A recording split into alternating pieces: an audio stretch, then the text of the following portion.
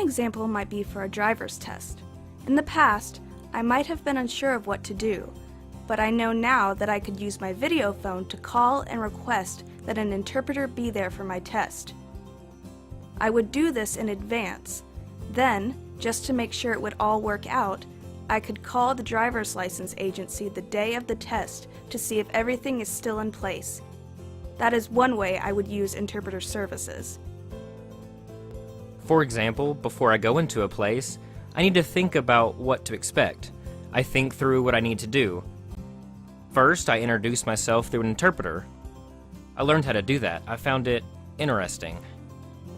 I think it is very important to have equal access. I don't want to be dismissed and pushed aside. I can be assertive and say, hey, I'd like to talk to you, and we can write. I need to speak up respectfully, and we can discuss it and work together.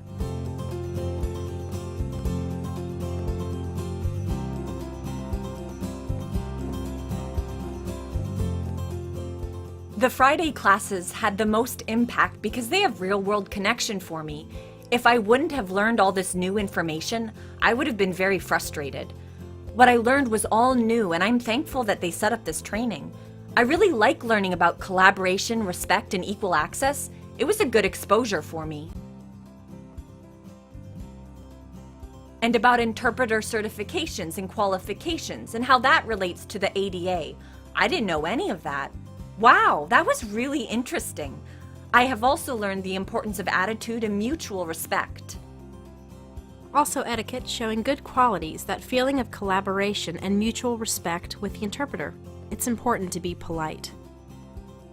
With me, I've learned so far that if you need an interpreter, you have to call ahead of time.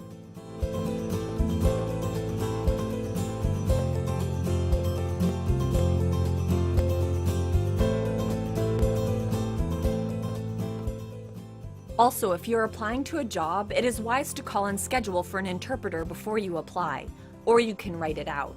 If you just go in and then request an interpreter, they might say no. Find out why and interact politely with them. If that doesn't work, call through VP. Keep trying and make sure that everything is all set without getting mad. Then you can go in to apply. Also, in the workplace, I have a job to do, and the interpreter would not be with me all day. The interpreter would be there to make sure I understood what was going on in the beginning, and then would be there for important meetings or discussions. These meetings should not happen without an interpreter. They can't dismiss that. I feel that self-advocacy means it's up to you. You can do it. You need to call for an interpreter yourself, not depend on others to do it for you. Self-advocacy means that you can do things yourself. Now that I know what to do, I can be eager and jump right in. I can think, support myself, make plans and know what to do. All that, and I can advocate for myself. Knowing what to do in the future will be easier now that I know this information. It's better than knowing nothing. I feel confident and aware. I can use it in college, on the job, out in society, in different places. And at medical appointments. That's the most important one. I need to know what's up and to communicate what problems I'm having. I need the ability to express myself freely. Also, if my boss wants to meet with me, maybe it would be to let me know how I'm doing at work. If I write, it is awkward because sometimes I don't know the particular word. But if there's an interpreter there, I can express myself with much more fluency. It won't waste time trying to think everything out. It can just roll off my hands.